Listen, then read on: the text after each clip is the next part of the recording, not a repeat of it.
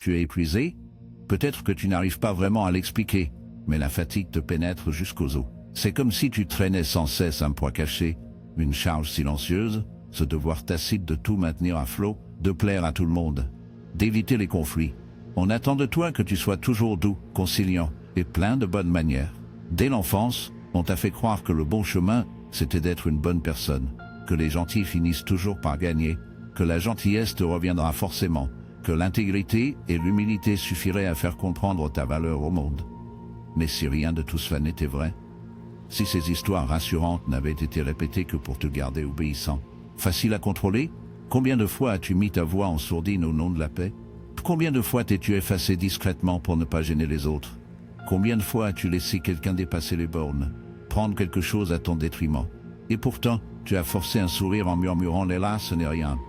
Oh, tu as avalé tes larmes, ton amertume, ta fierté, tout ça pour une vertu supposée qui n'a fait que te rendre invisible. Écoute bien, le monde ne récompense pas les gens pour leur gentillesse, il récompense ceux qui savent jouer le jeu.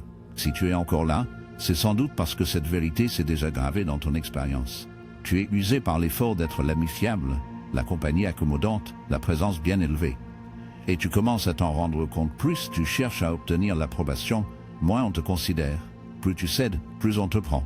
Plus on offre, moins on a l'impression de compter. C'est là que l'ombre de Machiavel s'étend. Il n'était pas le monstre que l'on aime imaginer. Il fut parmi les premiers à écarter les illusions pour révéler le vrai fonctionnement du pouvoir. Il a vu une vérité dure que la plupart préfèrent ignorer, une moralité inflexible. Détaché de la réalité concrète n'est qu'un piège. Être perçu comme quelqu'un de bien ne veut pas toujours dire qu'on est efficace, juste ou légitime. Dans cette vidéo, on abandonnera les faux semblants pour parler honnêtement des raisons pour lesquelles courir après l'image de la bonté peut se retourner contre soi. Il ne s'agit pas de promouvoir la cruauté ou l'indifférence, il s'agit d'abandonner l'espoir fragile que le monde est juste et que la vertu suffit à être reconnue. Certaines vérités font mal, mais nous ne les fuirons pas. À force de se rendre disponible pour tout le monde, on se perd soi-même, réduit à n'être qu'un pion de sa propre générosité. Si tu es épuisé d'être ignoré, sous-estimé, laissé sur le côté, il est peut-être temps de changer de perspective, d'adopter ce que Machiavel pouvait réellement enseigner, ces leçons qu'on ne voulait jamais que tu apprennes, et de reprendre un peu de pouvoir sur ta propre vie. Es-tu encore persuadé que la gentillesse est appréciée dans le monde? Regarde bien autour de toi. Qui admire-t-on? Qui dirige? Qui est respecté et écouté? Est-ce les généreux et les doux? Ou ceux qui savent naviguer, s'affirmer et ne pas se laisser utiliser? Merci de répondre à ma question, et n'oublie pas de conclure ta réponse avec les mots. Voici une version avec une tonalité plus sombre, plus glaçante. Le secret du monde est bien plus laid que ce que la plupart osent admettre. Il n'est pas gouverné par la compassion, mais par la froide efficacité. Il y a des siècles, Machiavel a contemplé cette ombre sans détourner le regard. Yewa le prince Yo n'est pas un manuel pour scélérats. C'est un avertissement, la bonté est souvent un handicap. La vérité la plus brutale qu'il a laissée est celle-ci: la vertu est le masque qui vous fait dévorer le premier. Vous pouvez croire que la loyauté, la générosité et la compréhension vous protégeront, mais en réalité, elles font de vous un être jetable. Donnez votre âme aux autres, tout ce que vous avez, puis voyez à quelle vitesse on vous efface dès que vous devenez inutile. Jetez de côté, remplacez, même pas souvenu, et votre absence ne provoque rien. Ni regret, ni remords, juste un vide glacial là où vous étiez autrefois. Ici, la valeur d'une personne ne se mesure ni à ses intentions, ni à son cœur, seulement à son influence, son pouvoir, son utilité. Regardez de près. Les doux rampent toujours, supplient leur valeur à un monde qui ne s'est jamais soucié d'eux. Pendant ce temps, ceux qui tracent des lignes dans le sable, qui savent claquer la porte, dire non, ces ombres-là imposent le respect. Ils réclament le pouvoir que la douceur abandonne. Pourquoi? Parce que dans ces jeux sans sang, la gentillesse n'est qu'une faiblesse de plus, et les loups sont toujours à l'affût. Ceux qui n'affrontent jamais sont invisibles, et ceux qui ne représentent jamais une menace deviennent creux. Le monde ne considère pas ces gens comme des êtres vivants, mais comme des ressources, des outils au mieux, des rebuts au pire. Tu pourrais te vider de ton sang à vouloir apaiser tout le monde, mais si tu ne portes aucune ombre, aucun soupçon de conséquence, tu seras simplement dévoré et oublié. Le regard du monde est glacé, il ne s'arrêtera même pas avant de te presser jusqu'à la dernière goutte. Machiavel ne gaspillait pas sa salive à enjoliver le leadership. Il avertissait que s'il faut choisir, la crainte impose plus que l'amour ne pourra jamais le faire. Le vrai respect ne naît pas d'acte de soumission, mais de la connaissance glaciale que derrière ton sourire, Il y a une force que nul n'ose provoquer. Tu deviens plus qu'un pion. Tu deviens un présage, celui qu'on n'affronte jamais à la légère. Si tu continues à te dissoudre pour soulager les autres, tu resteras toujours le premier sacrifice sur l'autel de quelqu'un d'autre. Non parce que tu ne le mérites pas, mais parce que les ombres de ce monde n'abritent pas ceux qui disparaissent dans la lumière des exigences des autres. Il est temps de te demander pourquoi as-tu si désespérément faim d'une approbation qui ronge ta raison? Et si ta soi-disant gentillesse n'était qu'un masque tremblant, porté par une peur si ancienne et profonde qu'elle colle à ta peau comme une seconde peau? Descendons maintenant plus loin, jusqu'aux racines sombres de ton besoin de plaire. Là, on verra les griffes qui t'enserrent depuis des années. Que trouverons-nous lorsque le masque se brisera enfin? Si ce que vous entendez vous parle, abonnez-vous à la chaîne pour ne rien manquer. Merci pour votre soutien. Vous n'êtes pas venu au monde en cherchant à satisfaire tout le monde.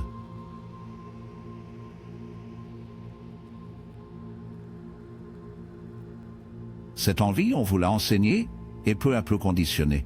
Dès le début, vous avez compris que l'acceptation avait un prix, renoncer à des parties de vous-même, forcer les sourires, ignorer vos propres envies et retenir vos vraies opinions. Tout ça pour obtenir l'approbation des autres. Des phrases comme « Yeda ne fait pas comme ça »,« Ce n'est pas gentil you »,« Yeda soit poli you » ou encore « Yeda ne répond pas », soit un enfant sage you, vous ont poussé à vous adapter aux attentes d'autrui. Ce que personne ne vous a dit, c'est que plaire à tout prix est un piège, une cage psychologique construite de compliments mêlés à des punitions déguisées en leçons. Vous avez appris que plaire, c'était de l'amour, alors qu'exprimer de la colère, poser des limites ou vous mettre en priorité, c'était le risque du rejet. Comme tout le monde cherchant à s'en sortir, vous vous êtes adapté. Mais cette adaptation est devenue soumission. Aujourd'hui, dire non vous remplit de culpabilité. Vous vous sentez responsable du bonheur des autres, même à vos dépens. Vous ravalez votre frustration. Pardonnez trop vite quand on vous déçoit, et vous vous épuisez à essayer d'être à la hauteur. Tu ravales ta frustration, la refoulant là où personne ne la verra. Tu laisses filer la déception, pardonnant avant même d'avoir laissé la blessure brûler. Tu te démènes jusqu'à l'épuisement, non pour devenir plus toi-même, mais pour maintenir une illusion fragile que le monde t'a appris à croire indispensable. Non que ce soit ta nature, mais parce que la sécurité se cache derrière le bon masque. Voici la torsion tapie dans l'ombre. Ce n'est pas de la compassion, c'est une prison de peur. Peur que les gens deviennent froids, peur que l'amour disparaisse, peur que mis à nu, tu deviennes l'ennemi, digne d'exil, peur que te montrer tel que tu es, avec ta colère et ton désir, conduisent à l'annihilation. Tu n'es pas gentil, tu te dévores en silence, tu as appris à saboter depuis l'arrière du masque, à accomplir de petits rituels d'auto-effacement qui te rongent de l'intérieur, si subtils que tu ne sens presque rien. L'ironie tragique, c'est que tu crois que c'est de l'empathie, mais ce n'est qu'une trappe pour éviter l'affrontement. Tu prétends que c'est de la compréhension, mais ce n'est qu'un bouclier contre l'abandon.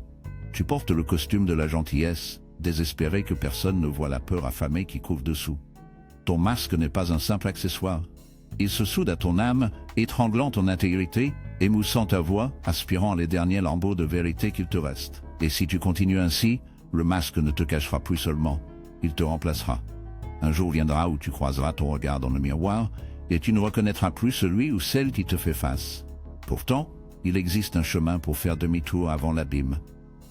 Et pour avancer dans l'obscurité, il vaut la peine d'apprendre de quelqu'un qui a compris, comme Pelon fait, la danse sinistre entre perception et pouvoir Machiavel. Passons maintenant les politesses, et concentrons-nous sur l'essentiel, la leçon impitoyable du prince sur la manière de briser ses chaînes.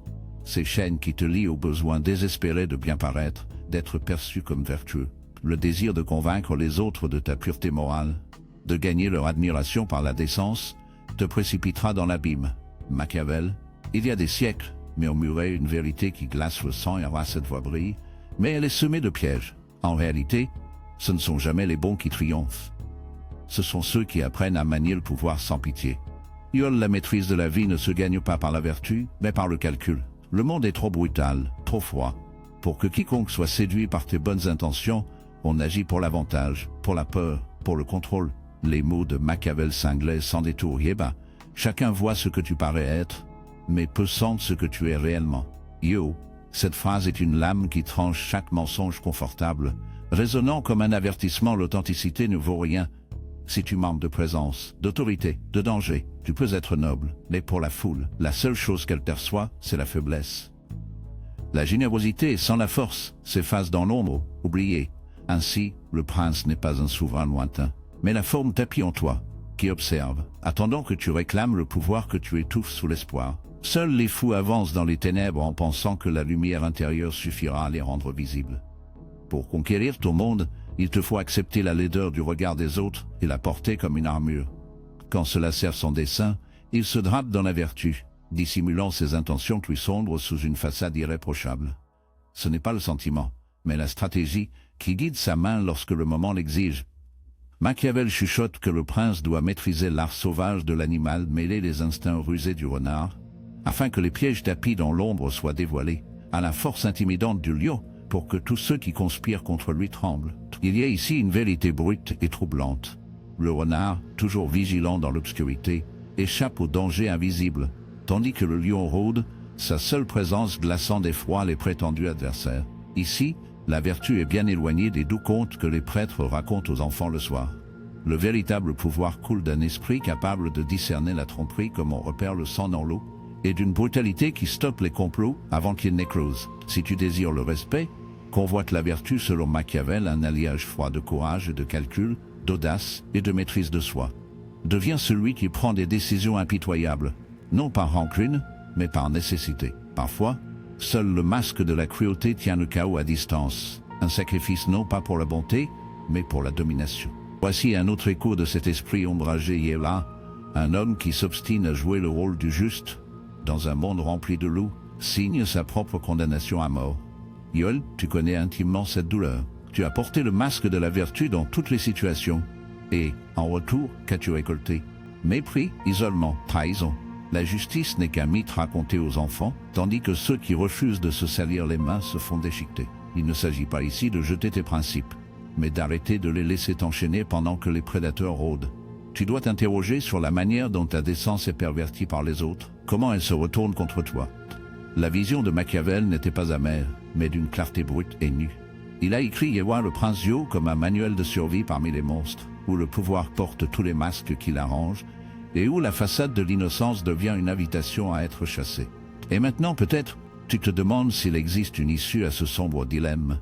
Comment cesser d'être une proie sans sombrer tout entier dans les ténèbres? Bientôt, je mettrai en lumière le mensonge selon lequel il faudrait choisir entre la mièvrerie impuissante et la brutalité froide. Il existe une voie plus âpre entre les deux, pavée de douloureuse lucidité. Beaucoup se perdent à croire que bonté et impuissance sont une seule et même chose. Être Yewa bon Dieu, disent certains, c'est ravaler ses paroles face à l'offense, accorder son pardon sans hésiter, étouffer son mécontentement au nom d'une paix creuse et fragile. Mais cela n'a rien de la gentillesse réelle, c'est une reddition silencieuse, une lâcheté déguisée en vertu angélique. Ne pas voir cela, c'est s'assurer le rôle de souffre-douleur du monde, laisser les autres s'essuyer de leur saleté sur ta compassion trop facilement offerte. La véritable bonté exige mieux une lucidité acérée comme une lame, des yeux grands ouverts sur la cruauté des autres, la force de choisir ce qui reste et ce qui doit être exilé. Être bon, ce n'est pas virevolter avec une gaieté forcée, ou se plier et se briser pour des sangles qui assèchent ton esprit. Ce n'est pas de la générosité, c'est un auto-effacement qui se fait passer pour de la vertu.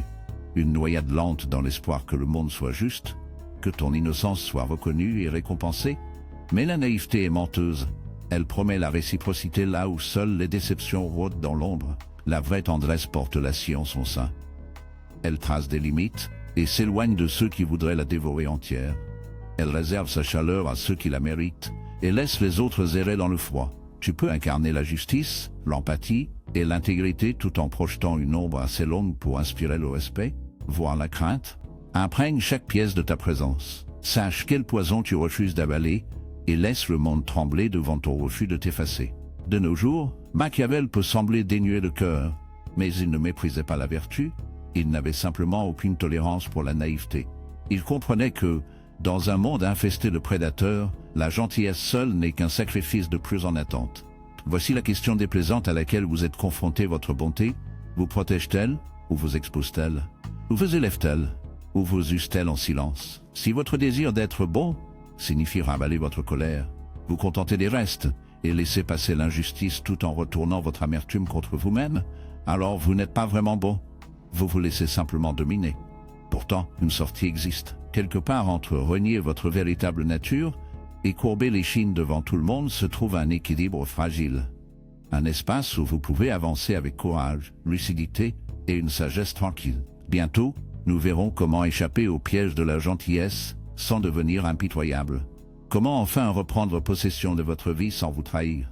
Retrouver le respect de soi commence ici, mais la route est semée d'embûches. Beaucoup de ceux qui prennent conscience de leur soumission se jettent dans un schéma douloureux, ils basculent vers l'extrême opposé, persuadés que la seule solution est de devenir froid, distant, presque cruel. C'est un rebond fréquent, une tentative maladroite de protéger ses blessures. Mais s'éloigner de sa propre nature, c'est simplement une autre manière de se perdre, pas un pas vers la vraie force. Tu te caches derrière le déni, le prenant pour un refuge, mais il n'y a aucune liberté ici, seulement des blessures déguisées en force. La véritable libération commence quand tu rassembles les fragments dispersés de toi-même, quand tu enlèves les masques portés pour les autres et agis uniquement pour ta propre survie. Ce n'est ni une question de vertu ni de vice, c'est une question d'authenticité. Faire face au miroir et réaliser que tu peux manier la gentillesse comme une lame, mais plus jamais te rendre. Posséder de la compassion, mais ne plus jamais te laisser devenir la proie. Tu peux tendre la main, mais la supplication est terminée. Tu ne ramperas plus pour être reconnu. Alors, comment abandonner la gentillesse docile sans mutiler ton identité? Dis à bord, sache que ta voix ne doit pas être enfermée. On t'a brisé au point de croire que protester, poser des limites ou exprimer ton désaccord est fautif. Mais c'est là la ruse. Ils te veulent silencieux pour que leur ombre t'engloutisse entièrement. Leur égoïsme, c'est d'attendre que tu t'étouffes pendant qu'ils remplissent l'air de leur propre vacarme. La défiance, tenir tête, refuser, dire « ouais, ça suffit, je ». C'est ainsi que tu récupères ta dignité. Voilà le vrai goût du respect. Ensuite, exerce-toi à l'art du non. Rien n'est plus enivrant que la lame discrète du refus. Elle n'a besoin ni de violence ni d'escalade. Un Neuboa noyau silencieux et inébranlable détient la force d'une tempête sous des eaux calmes, affirmant que tu n'es la proie de personne. Ceux qui ont des frontières deviennent intouchables. Ceux qui n'en ont pas se font dévorer. Enfin, observe ceux qui tressaillent face à ta transformation. Leur malaise est un avertissement, le baromètre de ceux qui dépendaient de ton silence. Sois sur tes gardes. Leur réaction démasque les prédateurs qui rôdaient autour de toi, ceux qui se nourrissaient de ta soumission. Prends conscience de cette révélation, c'est la seule issue pour sortir de l'obscurité. Lorsque tu commences à affirmer ta place dans le monde, et que quelqu'un siffle que tu es devenu étrange, égoïste ou méconnaissable, c'est parce que ton obéissance lui convenait très bien. Ta soumission était confortable. Pour eux, maintenant que tu as changé, le contrat tacite qui te liait à leur commodité se brise et la secousse les ébranle. Ils deviennent nerveux, dérangés, ne te laisse pas tromper par leur malaise. Vois-le pour ce qu'il est, une cloche d'alarme, une invitation à poursuivre ta route. Ceux qui tiraient vraiment profit de ton silence déposeront la culpabilité à tes pieds, chuchotant que tu trahis un lien sacré. Mais tu ne dois rien à l'image qu'ils ont façonnée à partir de ta soumission. Le masque que tu portais, c'était pour leur paix, pas la tienne. S'ils reculent devant ta transformation, laisse-les dans leurs propres ombres.